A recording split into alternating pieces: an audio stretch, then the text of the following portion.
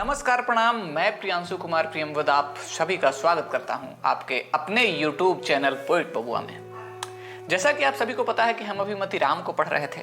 मतिराम के 5 पदों को अब तक हमने पढ़ रखा है और अब है छठे पद की बारी। तो छठा पद जो है कवित्त में है और अभी तक हमने जो पिछले पद पढ़े वो सवैया छंद में थे। तो छठा पद को पढ़ने से पहले थोड़ा इसका प्रसंग जान लें। पहले प्रसंग कुछ यूं है कि कृष्ण जो हैं मथुरा जाने वाले हैं और इसकी खबर पड़ी है राधा को, गोपियों को। तो राधा या गोपियों की तरफ से एक दूती जाती है कृष्ण के पास संदेश लेकर कि नायिकाओं का हाल क्या है अभी, जब वो सुनी है कृष्ण के बारे में कि वो उन्हें छोड़ के मथुरा जाने वाले हैं। तो सुनिएगा। जा दिन ते चली वे की चर्चा चलाई, तुम ता दिन ते वाके पियराई तन छाई है। कहे मती राम छोड़े भूषण बसन, पन सखिनो सो खेलनी हसनी बिसराई है। आई ऋतु सुर भी सुहाई प्रीतिवा के चित, ऐसे में चलो तो लाल रावरो बड़ाई है। सुवत नन रैन दिन रोवत रहती बाल, बुझते ते कहती मायके की सुधी आई है। तो कुछ इस प्रकार से था ये पद। तो इस पद के माध्यम से मतिराम कहना कुछ यूं चाहते हैं कि दूती जो है कृष्ण से जाके कहती है कि जादी ने ते चलवे की चर्चा चलाई तुम, तादी ने ते वाके पियराई तन छाई है। कि भैया आप जिस दिन से उन्हें छोड़कर जाने की बात कहे हो, मात्र चर्चा की हो कि मैं जाने वाला हूं, उस दिन से ही गोपियां जो हैं, राधा जो हैं, नायिकाएं जो हैं, उनका तन पीला पड़ने लगा है। और वो पीला क्यों पड़ने लगा है? क्योंकि उन्हें पता है कि कृष्ण अब हमसे दूर जा रहे हैं और उनके वियोग में उनका तन जो है पीला पड़ने लगा है। वो विरह के अग्नि में जलने लगी हैं। कहे मतिराम छोड़े भूषण बसन पान। मतिराम कवि कहते हैं कि द्युति के शब्दों में मतिराम कवि कहते हैं कि छोड़े भूषण बसन पान, कि उस दिन से उन्होंने ना तो कोई सुंदर आभूषण पहना है, क्योंकि श्रृंगार करे किसके लिए? उसके तो आराध्य जो हैं, जो उनके प्रेमी हैं, वही बाहर जा रहे हैं। तो उस दिन से उन्होंने भूषण को त्याग दिया है, आभूषण त्याग दिया है। बसन यानी नए वस्त्र भी नहीं पहनती हैं, जो जैसा पहनी है वैसे ही पहने रह जाती हैं। श्रृंगार तो करती ही नहीं है, पान और खान पान भी छोड़ दिया है। तो इन सब के कारण जो गोपियां हैं उनका तन अब पीला पड़ता जा रहा है। यानी कि अब देखिए कि विरह में किस प्रकार से दग्ध हैं गोपियां। आगे कहती हैं कि सखी ने सो खेलनी हंसनी बिसराई है। सखियों के साथ न खेलती हैं न हंसती हैं, या फिर दूसरे शब्दों में कहें तो सखियों के साथ खेलने तो आती हैं लेकिन हंसना भूल गई हैं। सखियों के साथ होती भी हैं तो हंसती नहीं, उनके चेहरे से हंसी उड़ गई है, शांत सी रहती हैं। आई ऋतु सुर भी सुहाई प्रतिभा के चित्त, ऐसे में चलो तो लाल रावरो बड़ाई है। कह रही हैं कि अभी तो बसंत का मौसम आया है, इस मौसम में तमाम तरीके के परिवर्तन होंगे। चित्त में भिन्न भिन्न प्रकार के परिवर्तन देखे जाएंगे, प्रकृति में भिन्न भिन्न प्रकार के परिवर्तन देखे जाएंगे, प्रेम लीलाएं होंगी। प्रेम का मौसम है और इस मौसम में तुम जाने की बात कह रहे हो। यदि तुम इस मौसम में, ऐसे मौसम में, बसंत के मौसम में, प्रेम के मौसम में जाने की बात कह रहे हो तो ये तो कोई बड़ी बात नहीं है, ये तो तुम ओछी काम कर रहे हो। दूती कहती है कृष्ण से। फिर कहती हैं सोवत न रैन दिन रोवत रहती बाल। रात दिन सोती ही नहीं है वो, उनकी आंखों का नींद उड़ गया है। आंखों में नींदे न दिल में करार, मोहब्बत भी क्या चीज होती है यार। कहीं बेकसी तो कहीं इंतजार, मोहब्बत भी क्या चीज होती है यार। तो सोवत न रैन दिन रोवत रहती बाल, दिन भर रोती रहती है, उनकी आंखें लाल हो गई हैं रोते रोते, इतना रोती हैं। आंखों से उनका आंसू कभी सूखता ही नहीं। बूझे ते कहती मायके की सुधी आई है। अब यहाँ देखिए, यहाँ लोकलाज थोड़ा सा दिख रहा है, क्योंकि जो भारतीय परंपरा है उसमें आप देखिए कृष्ण को चाहने वाली जो नायिकाएं सिर्फ कुंवारी ही नहीं थी, कृष्ण को जो प्रेम करती थी वो उनका शादी पहले से हो भी चुका था, कई नायिकाएं ऐसे भी थी। अब उस प्रसंग में आता क्या है, कहते हैं कि बुझते कहती मैके की सुधि आई है। अब उस समय यदि उनसे कोई पूछ दे कि भाई तुम रो क्यों रही हो, तो वो क्या कहती? तो वो कहती थी मायके की सुधि आई है, यानी मैं अपने माँ को याद करके रो रही हूँ, अपने नैहर को याद करके रो रही हूँ। तो यहाँ रो तो रही है कृष्ण के लिए, लेकिन जो लोक लाज यहाँ दिखाया है मतीराम ने, वो भारतीय परंपरा का यहाँ परिलक्षित होता है। प्रसंग में नायिका जो है नायक से मिलने जा रही है, और मिलने जाने के क्रम में वो क्या क्या करती हैं, कैसे तैयार होती हैं, क्या क्या सोचती हैं, उसका वर्णन करते हैं मतीराम। कहते हैं कि अंगन में चंदन चढ़ाए घनसार सित, सारी छीर फेन किसी आभा उफनाती है, राजत रुचिर रुचि मोतिन के आवरण, कुसुम कलित किस शोभा सरसाती है। कवि मतीराम प्राण प्यारे सो मिलन जात, करी के मनोरथ हनि मृदु मुस्काती है, होती न लखाई निशी चंद की उज्जारी मुख, चंद की उज्जारी तन छौह छिप जाती है। अर्थात कह रहे हैं कि अंगना में चंदन चढ़ाए घनसार से, सबसे पहले वो अपने अंग पे चंदन और घनसार, घनसार यानी कपूर। पहले के समय में लैक्मी का तो बॉडी लोशन या फिर फेस वॉश तो होता नहीं था, जो भी होता है निविया नहीं होता था। पहले क्या होता था, चंदन, अंगराग, ये सब का लेप लगाया जाता था, कपूर, है ना। तो नायिका नायक से मिलने जाने से पहले अपने तन पे चंदन आदि का, चंदन घनसार आदि का सफेद लेप लगाई है। अब लेप लगाने के बाद उसका शरीर का सौंदर्य किस प्रकार से बढ़ा है उसका वर्णन करते हैं। सारी छीर फेन किसी आभा उफनाती है।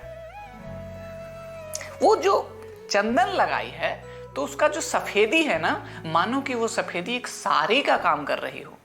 वो जो चंदन का लेप लगा है, लेप लग रहा है जैसे उसके शरीर पे इस प्रकार से सफेदी के साथ लगा है, उसका सफेदी इस प्रकार से लग रहा है जैसे नायिका ने सफेद साड़ी ही पहन लिया हो। फेन किसी आभा उपनाती है, और उस पर जो फेन है छोटे छोटे बने हुए, उससे उसका सौंदर्य है मानो तटबंधों को तोड़ के बाहर निकल रही हो। यानी कि उसका सौंदर्य किस प्रकार से दिख रहा है उसका कवि वर्णन करते हैं। सारी छीर फेन किसी आभा उपनाती है। नायिका के शारीरिक सौंदर्य का वर्णन यहाँ करते हैं मतीराम कि उस फेन से उसका अंग अंग का सौंदर्य उभर रहा है, यानी कि नायिका को जो शरीर का सौंदर्य है वो पुलकित हो रहा है। आगे कहते हैं कि राजत रुचिर रुचि मोती न के आवरण, यानी कि जो नायिका है वो लेप लगाने के बाद क्या करती हैं, अपने गले में मोतियों के आवरण को पहनती है, यानी मोतियों की माला को पहनती हैं, और उसका जो गर्दन है ना सुशोभित होता है। यानी कि नायिका के गर्दन में, उसके गले में सुंदर मोतियों की माला लटक रही है जो उसके सौंदर्य को बढ़ा रही है। कुसुम कलित किस शोभा सरसाती है। कुसुम कलित यानी कि ताजे कलियों से बना हुआ गजरा जिसको कहते हैं, वो अपने केश में लगाती है जिससे उसके केश की शोभा बढ़ जाती है। पहले तो तन की शोभा दिखाया, फिर गले की शोभा दिखाया, अब बालों की शोभा दिखा रहे हैं। फिर कहते हैं कि कवि मतीराम प्राण प्यारे सो मिलन जात, और इतना करके ना अपने प्रिय से मिलने जाती है नायिका, और उस समय क्या कर रही है, करी के मनोरथ हनि मृदु मुस्काती है।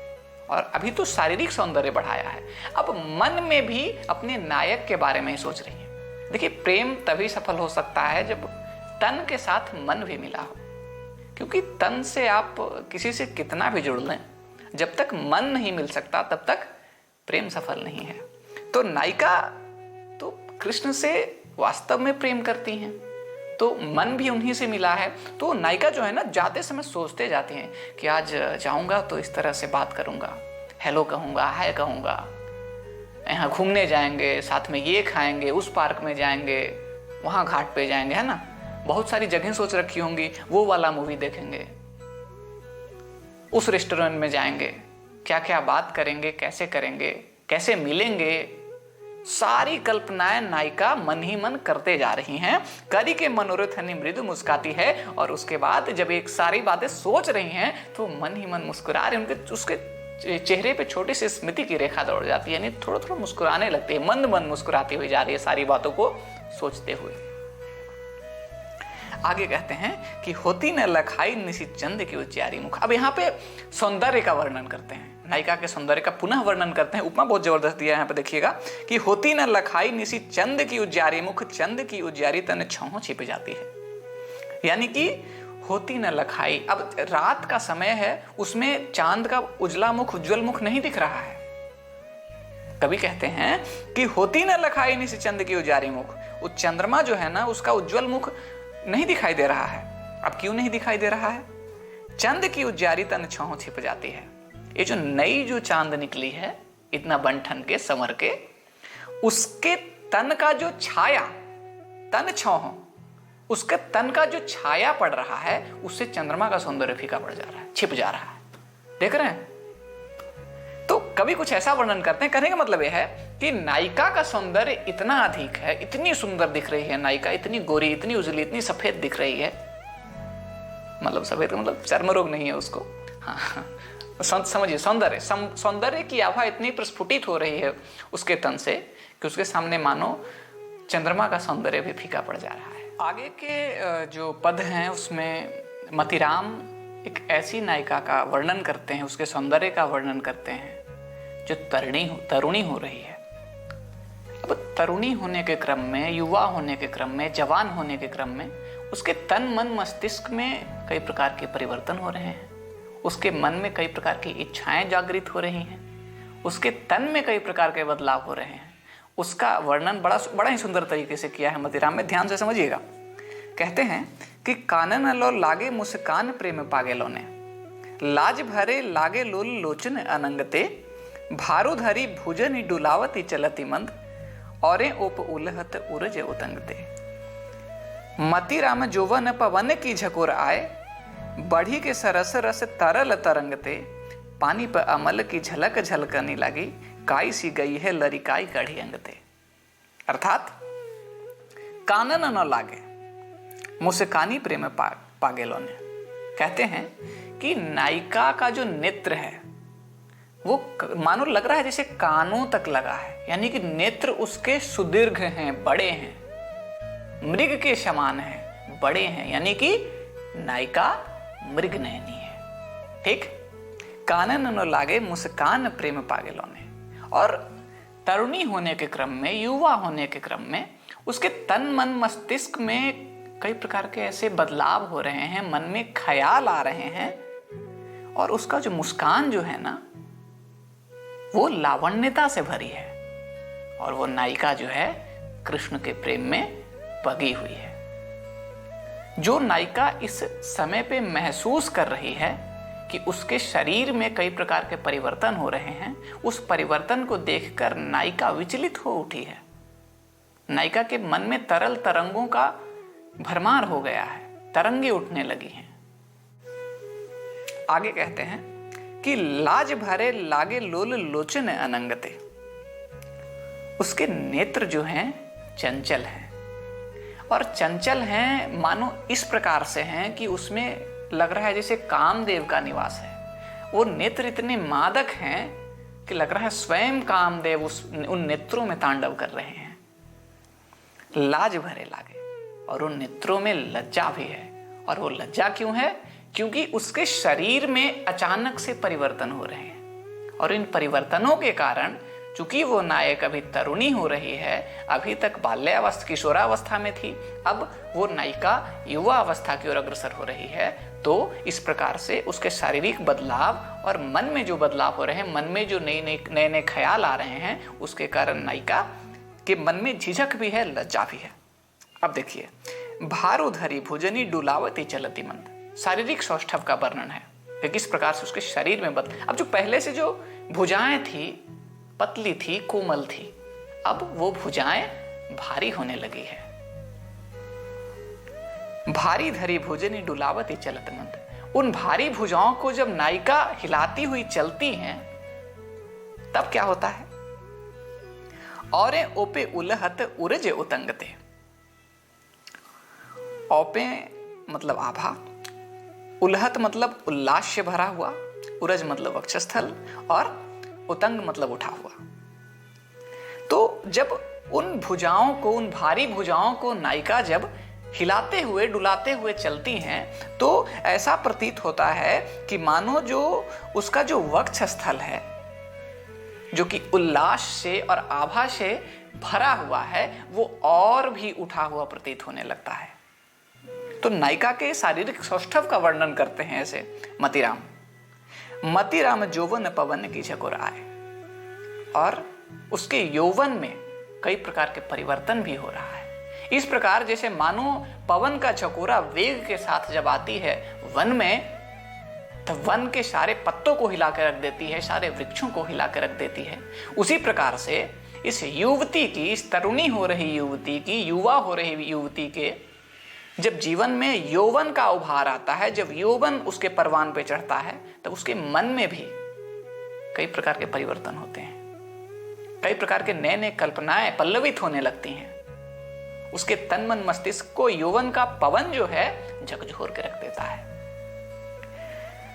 आगे कहते हैं, बढ़ी के सरस रस तरल तरंगते, और उसके मन में जो काम रस का तरल तरंग है वो हिलकोरी लेने लगता है। वो कई तरह की कल्पनाएं करने लगती हैं। वो प्रेम में लीन होना चाहती है, रति में लीन होना चाहती है, नायक को याद करती है। साथ ही उसका शारीरिक सौष्ठव भी बढ़ने लगता है। आगे कहते हैं, पनिप अमल की झलक झलकने लगी, कि मानो लग रहा हो, पनिप यानी जल से भरा हुआ जलाशय, उसमें अमल यानी काई, मान लो ऊपर से जो गंदगी काई जमी हुई थी, उसको हटने के बाद पानी की स्वच्छता जो है वो झलकने लगी है। काई सी गई है लरकाई गढ़ी अंगते। अब एक काई और पानी क्या है?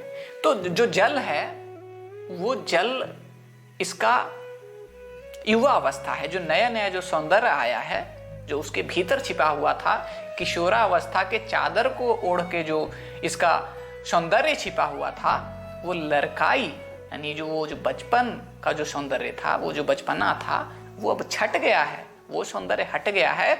और उस पर आया क्या है?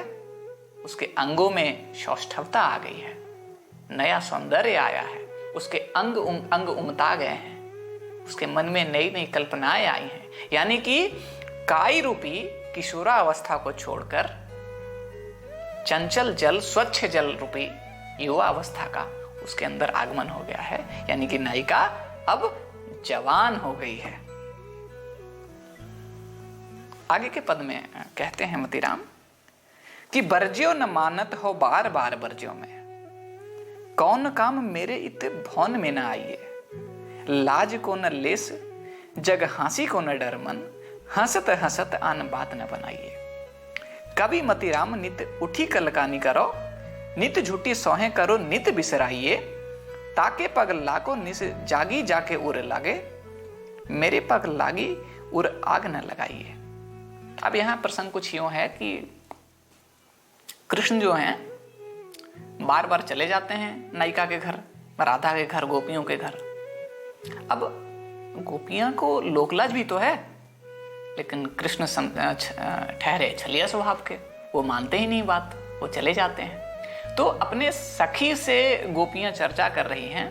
क्या कह रही हैं सुनिए, कि बरज्यो न मानत हो बार बार बरज्यो में, हे सखी मैं उसे बार बार मना करती हूं कि मेरे घर मत आया करो, ऐसे क्यों आ जाते हो मेरे घर, लेकिन मानता ही नहीं, आ ही जाता है। कौन काम मेरे इत भवन में न आइए, मेरे भवन में, मेरे घर में क्यों आते हो, क्या काम है तुम्हारा यहाँ, क्यों आ जाते हो रोज रोज। लेकिन कृष्ण तो हठी स्वभाव के हैं, वे तो चले ही जाते हैं। लाज को न ले से जग हंसी को न डर मन।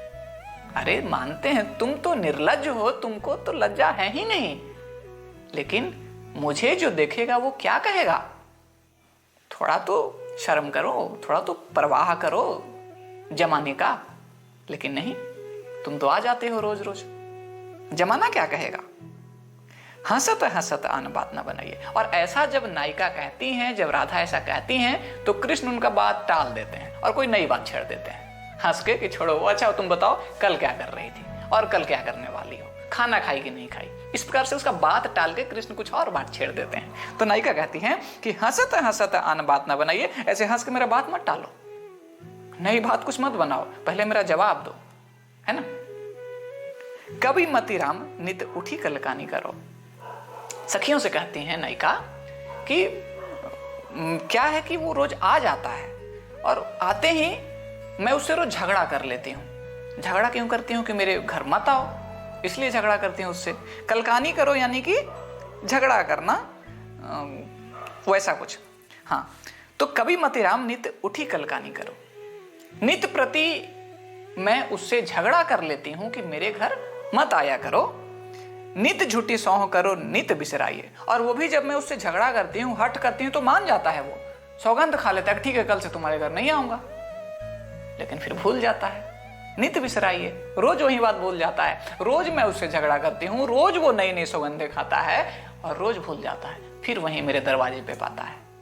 अब अगले जो 2 पंक्तियां हैं उसमें नायिका का जो डाह है, सौत डाह जिसको कह सकते हैं, वो दिखता है। क्योंकि कृष्ण को छलिया माना जाता है। उनके जीवन में गोपियों के साथ जो, गोपी नहीं गोपियों बोला मैंने, तो जो रास रचाने का जो कथा प्रचलित है उसको इंगित करते हुए कवि लिखते हैं कि ताके पग लागो निसी जागी जाके उरे लागे। मेरे पास क्यों आए हो? उसके पग लागो, उसके पास जाओ जिसके साथ तुम रात्रि में, जिससे प्रेम की इच्छा में, जिसके पैरों पे सर पटके हो, जिससे प्रेम करने की तुम मांग किए हो, जिसको हृदय लगा के रात भर जागे हो, उसके पास जाओ। ताके पग लाके निसी जागी उर लागे, मेरे पग लागी उर आग न लगाइए। अब मेरे पास आए हो, मेरे पास क्यों आए हो? जिसके पास रात्रि भर थे उसी के पास जाओ। अब मुझसे प्रेम का मांग कर रहे हो तुम, अब मुझसे प्रेम का मांग करके मेरे पग लग के मेरा जिया ना जराओ, मेरा हृदय मत जराओ। जिसके पास थे तुम उसी के पास जाओ।